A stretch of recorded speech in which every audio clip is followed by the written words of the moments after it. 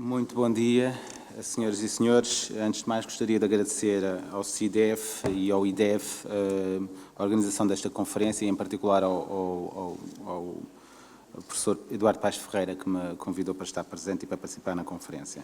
É com muito prazer que venho a Lisboa e que venho ao CIDEF fazer esta apresentação sobre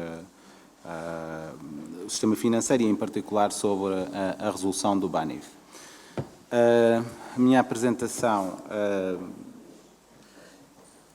vai analisar um pouco como é que foi feita essa resolução do BANIF e apresentar também umas contas sobre a mesma. A ideia é, quando é que se pode... Eu não vou, evidentemente, fazer uma apresentação sobre o que é uma resolução bancária, quais são os procedimentos que se utilizam numa resolução bancária, porque não tenho tempo, mas posso falar um pouco sobre quando é que se pode aplicar uma medida de resolução bancária. E, se calhar, a referência nesta matéria é o Federal Deposit Insurance Corporation Improvement Act de 1992, que define basicamente cinco categorias de robustez financeira, de robustez de um banco, e que determina quase automaticamente quando é que um banco deve ou pode ser intervencionado. Aliás, o FDIC Improvement Act foi criado em 92 para obrigar os reguladores a agirem, porque tipicamente os reguladores ficavam passivos e não agiam. Portanto, na categoria mais baixa, a lei, o FDIC Improvement Act, mandava os reguladores intervir e resolver o banco num prazo de 90 dias. Na zona euro, neste momento, há um rácio de capital mínimo que é o 4,5% do CET1, portanto, esse rácio não pode ser violado, mesmo que violado temporariamente, pode haver uma intervenção no banco, pode ou deve haver uma intervenção no banco, embora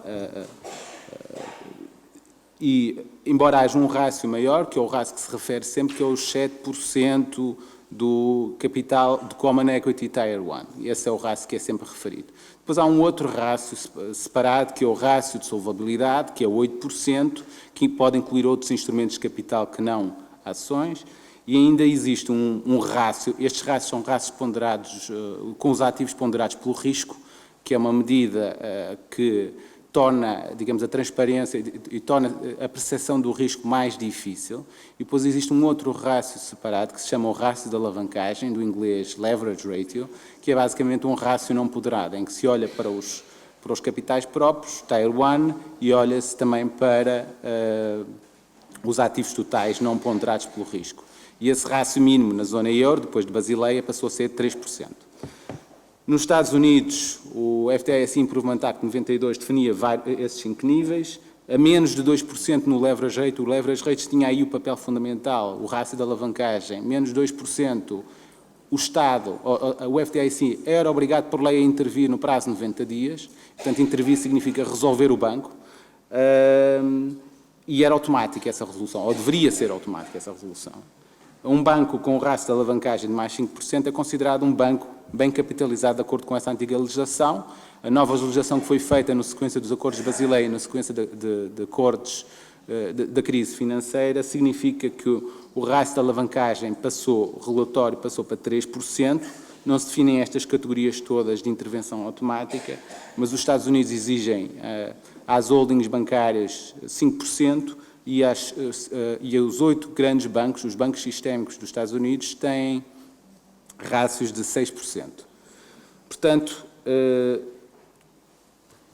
isto serve para quê? Para nos enquadrar aqui a resolução do BANIF, porque o BANIF declarava ter, no final do terceiro trimestre de 2015, um rácio de capital CET1 de 8,5%, quando o mínimo absoluto é 4,5% e o mínimo normal é 7%, declarava ter uma solvabilidade de 9,5%, quando o mínimo era 8%, e uma alavancagem de 5,9%. Ou seja, quase o dobro do rácio de alavancagem. Por conseguinte, o banco não só não estava insolvente, como estava bem capitalizado, e, portanto, nos Estados Unidos não se podia fazer uma medida de resolução, não se podia aplicar uma medida de resolução. E na zona euro também não.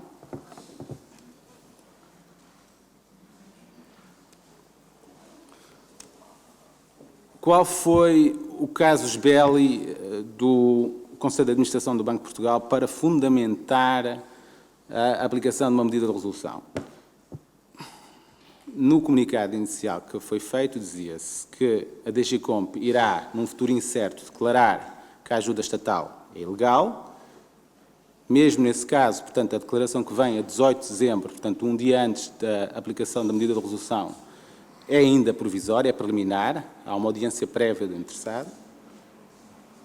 Quando esse processo estiver concluído, se a posição da DGCOMP prevalecer, o BANIF poderá não cumprir os rastros de capital e, por conseguinte, é necessário intervir já, expropriando propriedade privada e pública. Se calhar a analogia que eu posso fazer é o cidadão pode cometer um crime no futuro, por conseguinte, o melhor é prendê-lo já. É quase como um filme de ficção científica. Portanto, figura-se-me que a DGCOMP apenas podia pronunciar se a ajuda estatal é legal ou ilegal. E, nesse caso, sobre o montante de ajudas estatais ilegais. Não podia exigir a liquidação, não podia exigir a resolução, como fez aparentemente desde 17 de novembro, e não podia exigir a venda a um determinado banco, como aparentemente também fez.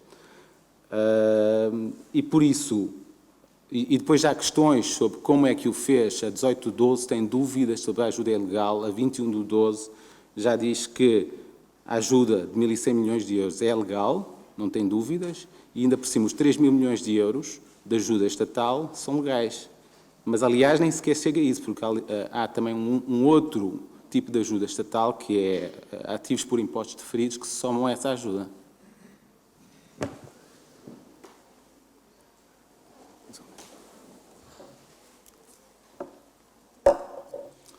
Portanto, as autoridades discutem essa opção de resolução desde 17 de 11. Porquê? Com fundamento legal, com que fundamento é que se discute uma resolução em que não se cumprem os requisitos previstos na lei e rumores da aplicação da medida de resolução dão asa a uma corrida ao banco. Ou seja, a corrida ao banco acaba também por ser utilizada para fundamentar a aplicação de medida de resolução, que é uma lógica circular, e os comunicados da DGCOMP e do Banco de Portugal, um a dizer que todos os depósitos abaixo de 100 mil euros estão protegidos, o outro a dizer que todos os depósitos estão protegidos, não inventam uma corrida ao banco, antes incentivam uma corrida ao banco. Pronto, isto, portanto, é um enquadramento sobre o que é que aconteceu na resolução e os fundamentos legais para a aplicação da medida de resolução. Essencialmente, eu estou a defender que não havia fundamentos legais para intervir e expropriar, que é um ato de violência, que é como se o banco tivesse cometido um crime. Portanto, tinha de ser bem fundamentado e, nomeadamente, tinha de ser feito se o banco quebrasse ou violasse os rácios de capital mínimos. Agora, vamos ver o que é que se passa a seguir ao momento de resolução, a seguir ao momento em que se decide a intervenção no banco. Nesse momento, para se fazer as contas da resolução que o Banco de Portugal e que o Governo têm a obrigação de apresentar, na minha opinião, temos que ver o que é que acontece no antigo perímetro do banco e qual é o montante de dinheiros públicos que entra no perímetro do banco. Temos os 1.766 milhões de euros de injeção de capital do Estado, temos 489 milhões de euros de empréstimo do Estado ao Fundo de Resolução, que, por sua vez, os transfere para os ativos e passivos do banco que são vendidos ao Santander. Temos 746 milhões de euros de garantias públicas, que a maior parte das pessoas pensa isto são só garantias, não são exercidas, mas a forma como foram inseridas na prática são ativos financeiros, é como se fosse dívida pública para o banco, porque o banco pode utilizar isso junto do Eurosistema para obter dinheiro, portanto, para obter liquidez, e, portanto, conta para o capital do banco. E são, eu estimo, 800 milhões de euros de ativos por impostos deferidos, e ainda há mais uma categoria, que é a sociedade, o oitante do Fundo de Resolução, fica responsável pelos prejuízos do BANIF. Isso não se sabe quantificar, porque não está explícito o que é que isso significa necessariamente. Portanto, temos, neste caso, neste momento, após a resolução, após a intervenção, após o dia 19, no dia 20, temos uma injeção no total de 3,8 mil milhões de euros de dinheiros públicos, ou seja, o total das ajudas públicas para este pequeno banco, contando com as ajudas de 2012 que não foram pagas e com estas, são de 4,6 mil milhões de euros. Ou seja, o banco cresceu. Ou seja, e depois passamos para a fase seguinte. Isso foi o que aconteceu, digamos assim, no dia da resolução em que se injeta. Agora, fazemos as contas, se o banco continuasse a existir, que banco é que seria esse? Vamos assumir primeiro num cenário que as contas estavam certinhas e direitinhas, como disse aqui o presidente do BANIF, e as contas eram auditadas, portanto, temos partido do princípio que esse era o caso. E, portanto, ver o que é que acontecia a esse banco. E esse banco, se as contas estivessem certinhas e direitinhas, passava a ter capitais próprios de 4,9 mil milhões de euros. O ratio de alavancagem passava a ser 38%, o leverage ratio, ou seja, mais de 12 vezes o ratio mínimo obrigatório na zona euro. O ratio de capital CET1 simplificado, porque eu não estou a ver todos os ativos do banco, eu apenas os classifico em duas categorias muito simples para poder estimar esses ratios, passa a ser de 48%, ou cerca de 6 vezes a 7 vezes o mínimo legal obrigatório na zona euro, e mesmo não é o mínimo absoluto, podia ser ainda mais baixo, portanto também muito acima do necessário. O que é que acontece ao banco? Depois é partido em partes, partido em 3 partes e vendido, uma parte dessa, a maior parte é vendida ao Santander, mas não é transparente o que é que acontece. Portanto, a informação divulgada pelo Banco de Portugal e pela Comissão Europeia não é transparente, não apresenta balanços e, portanto, não se pode quantificar quem fica com o quê. Portanto, pensem nisto como um enorme bolo em que são cortadas fatias e nós não sabemos quem fica com as fatias maiores. Dos ativos e dos passivos é certo que fica o Santander, mas não sabemos quais são os capitais próprios das partes do BANIF que são compradas pelo Santander, que recebe 3 mil milhões de euros de ajudas de Estado, 179 mil milhões de euros de ativos por impostos diferidos, o grosso dos ativos e passivos do Santander e que paga, presumo que seja ao Fundo de Resolução e não ao Estado, 150 milhões de euros.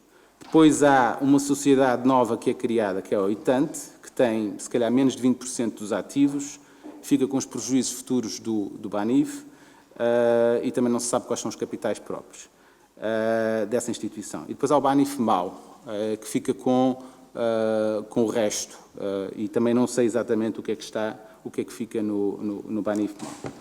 Mas o que interessa é o tamanho do bolo. O que é que valia o bolo antes? Okay?